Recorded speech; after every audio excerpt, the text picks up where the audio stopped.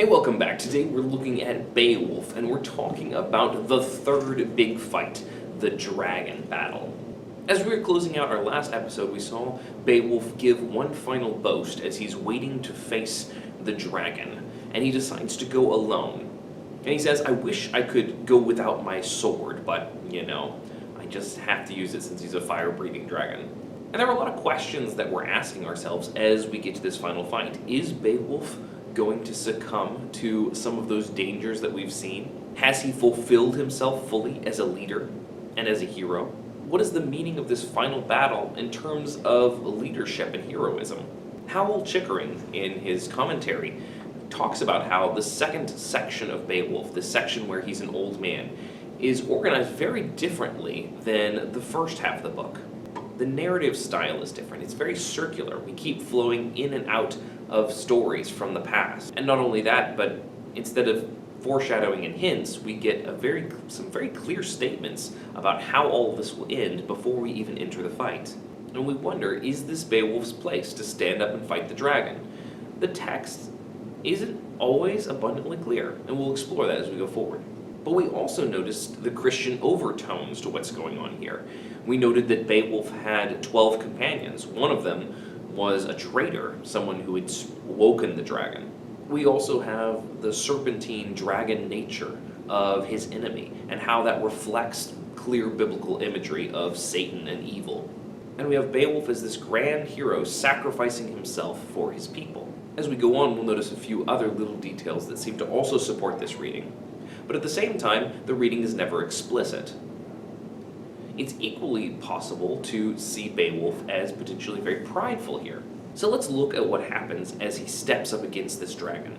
Then he drew himself up beside his shield. The fabled warrior in his war shirt and helmet trusted in his own strength entirely, and went under the crag. No coward path. Hard by the rock faced that hale veteran, a good man who had gone repeatedly into combat and danger and come through, saw a stone arch and a gushing stream that burst from the barrow, blazing and wafting a deadly heat.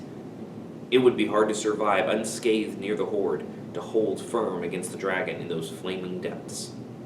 Then he gave a shout. The Lord of the Geats unburdened his breast and broke out in a storm of anger.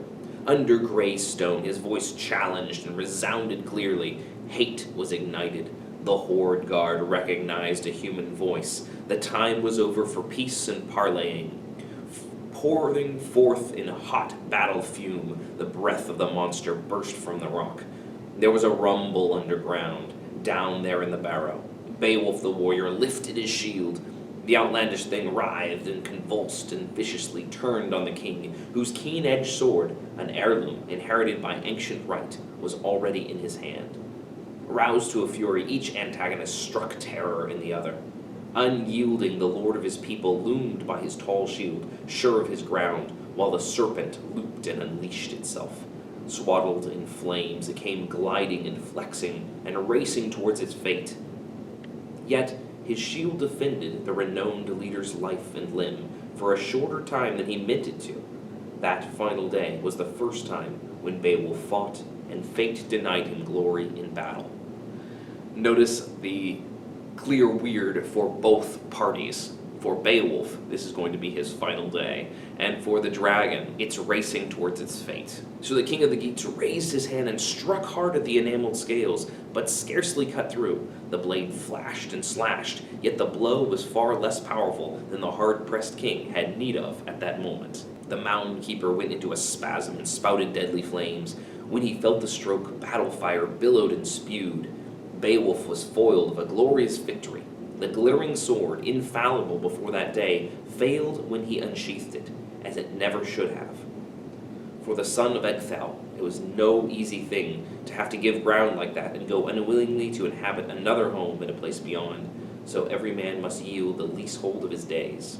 Notice how throughout this fight there's all kinds of great description. It's very vivid, but it's continually punctuated with these comments about how this is the end, this is the end, this is Beowulf's last fight, this is Beowulf's last day. And the first round between the dragon and Beowulf ends in a kind of stalemate. Beowulf's sword doesn't really do any damage, and the dragon's fire is blocked by the shield. But we still know what's coming. The dragon rears up and attacks a second time. And this time, as he's billowing fire, all of Beowulf's friends who are standing behind him, instead of responding like those friends did in the hall with Grendel and rushing forward to try to help Beowulf, these all turn and run. And so we get again similar imagery to the crucifixion imagery. As Christ is in the Garden of Gethsemane, all of his friends turn and run when he's in crisis. Here Beowulf is also in crisis, and all of his friends turn and run. But as the poem describes them running off into the woods trying to get to safety, it suddenly says, "But within one heart sorrow welled up. In a man of worth the claims of kingship cannot be denied. His name was Wiglaf, son of Wehostan, a well-regarded Scheifling warrior, related to Elfhere. When he saw his lord tormented by the heat of his scalding helmet, he remembered the bountiful gifts bestowed on him, how well he lived among the Wamandings, the freehold he inherited from his father before him. He could not hold back. One hand brandished the yellow-timbered shield, the other drew his sword, an ancient blade that was said to have belonged to Aemund, the son of Othere, the one Wehostan had slain when he was in exile without friends. He carried the arms to the victim's kinfolk, the burnished helmet, the web-chained mail, and the relic of the giants. But Onela returned the weapons to him, regarded Wehostan with Aemund's war gear. He ignored the blood feud, the fact that Aemund was his brother's son. Wehostan kept that war gear for a lifetime, the sword and the mail shirt, until it was his son's turn to follow his father and perform his part. Then, in old age, at the end of his days among the Weathergeats, he bequeathed to Wiglaf innumerable weapons." So we're introduced to this character whose name is Wiglaf. And Wiglaf has an interesting history. We focus in on his father, and particularly in on his father's armor and weapons, and this special sword. Wiglaf, it turns out, is related to both the Swedes and also the Geats. And his father, Wehostan, won this sword and this armor in battle against the Swedes. His father was one of those Rekka, an outcast, who found a home with the Geats. Now Wiglaf is able to do something bold and noble with this sword that he has inherited from his father. But it's also a sword that has a bloody history that ties to the bloody feuds between the Swedes and the Geats that have been the backdrop of the second part here. And notice how his armor is a relic of the giants. This is really special armor. And it reminds us a little bit of another relic of the giants we saw before, the giant sword in Grendel's mother's lair. And just as when Beowulf's sword failed in that moment, also now Beowulf's sword is failing again, and here's another sword to lend him aid. This time, it comes along with the very brave Wiglaf. And Wiglaf, in this moment, he's about to run because this is terrifying, but he remembers the gifts and the generosity that Beowulf had given him. This clearly ties in with the recurring idea of a hero and a leader is generous to his people. We remember all the way back at the very beginning when we first met Beo, how Beo gave generously to his men while his father was still alive, and therefore his men were loyal to him in the future. Here is Wiglaf remembering the generosity and the goodness of Beowulf as a king, and it stirs his loyalty within him so that he will not run away. Instead, he turns to the rest of the runaways and he says, "Hey guys, you remember how good Beowulf was? You remember all the gifts he gave to us? Remember how he specially picked us out to back him up in this fight? Yeah, all the gifts he gave you all were totally wasted on you. Let's not neglect him. Let's go defend him and join him in battle here. Let us go to him, help our leader through the hot flame and the dread of fire. As God is my witness, I would rather my body were robed in the same burning blaze as my gold giver's body than go back home bearing arms. That is unthinkable unless we have first slain the foe and defended the life of the prince of the Weathergeats. I know well the things he has done for us deserve better. Should he alone be left exposed to fall in battle, we must bond together, shield and helmet, mail shirt and sword." Then he waded the dangerous reek and went under the arms to his lord, saying only, "Go on, dear Beowulf, do everything you said you would when you were still young and vowed you would never let your name and fame be dimmed while you live. Your deeds are famous, so stay resolute, my lord. Defend your life now with your whole strength. I shall stand by you." Yay! In comes the dragon for a third attack. And Wiglaf, he's got a wooden shield, very quickly learns what it is to meet dragon flame. His shield burns to a crisp really fast, but fortunately Beowulf's big metal shield that he made specially for this occasion in the last episode serves for both of them. Beowulf is able to hold it up in front of both of them and protect them both. Inspired again by the thought of glory, the War King threw his whole strength behind the sword stroke and connected with the skull, and Nagling snapped. Beowulf's ancient iron-gray sword let him down in the fight. It was never his fortune to be helped in combat by the cutting edge of weapons made of iron. When he wielded a sword, no matter how blooded and hard-edged the blade, his hand was too strong. The stroke he dealt, I have heard, would ruin it. He could reap no advantage. So this speech inspires Beowulf as well, and as the dragon comes down for them and is breathing fire all over them, and Wiglaf has to toss his burning shield aside, and they're both ducking under Beowulf's shield. Beowulf takes a big swing at the dragon's head, but his arm, with the strength of 30 men still, is too strong, and he smashes his own sword, shatters it over the head of the dragon without doing any real damage. And this provides the dragon the perfect opening, and the dragon swoops in and bites Beowulf in the neck.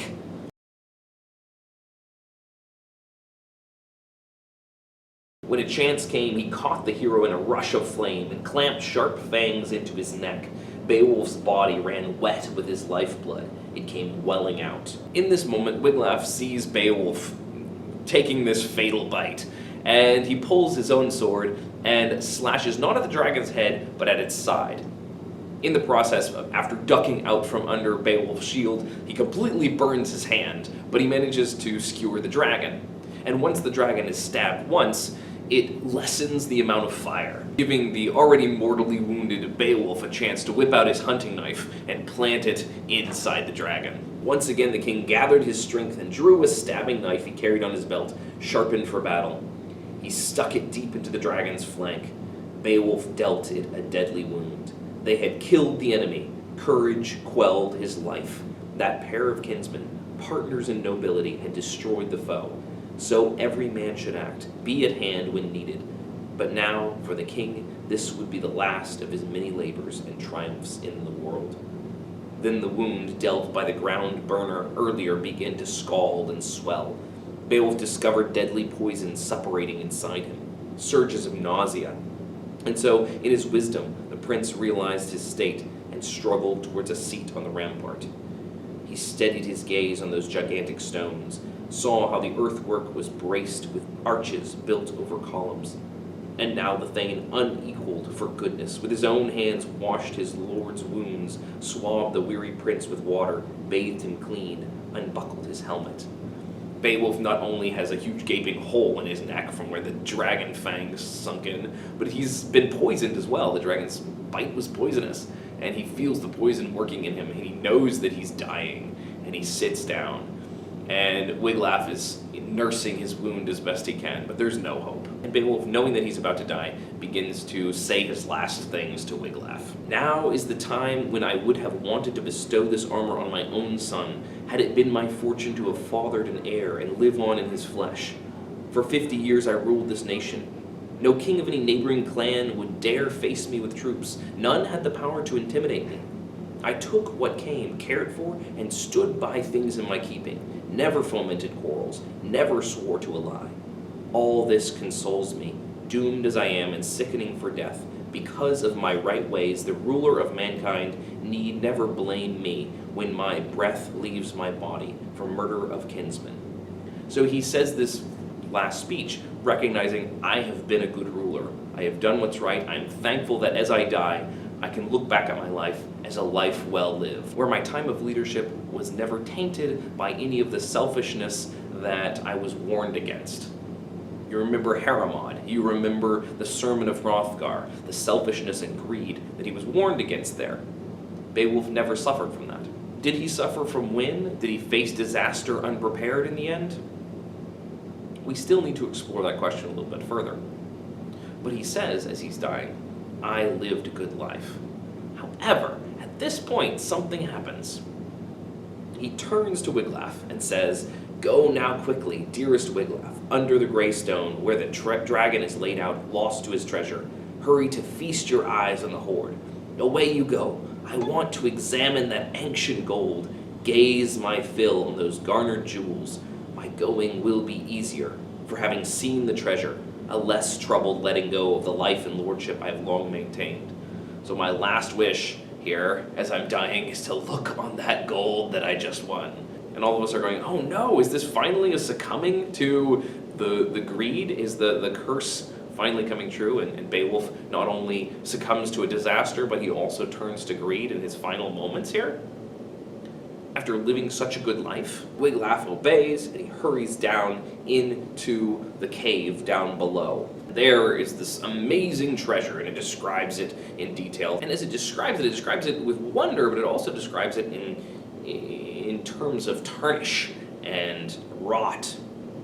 Rusty helmets all eaten away, armbands everywhere, artfully wrought, goblets and vessels from the past, tarnished and corroding.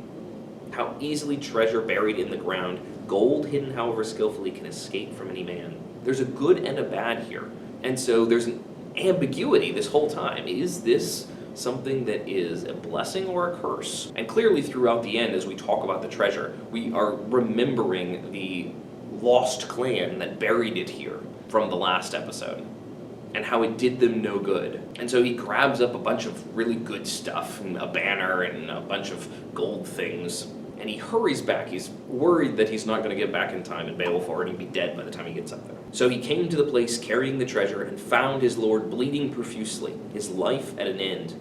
Again he began to swab his body. The beginnings of an utterance broke out from the king's breast cage. The old lord gazed sadly at the gold.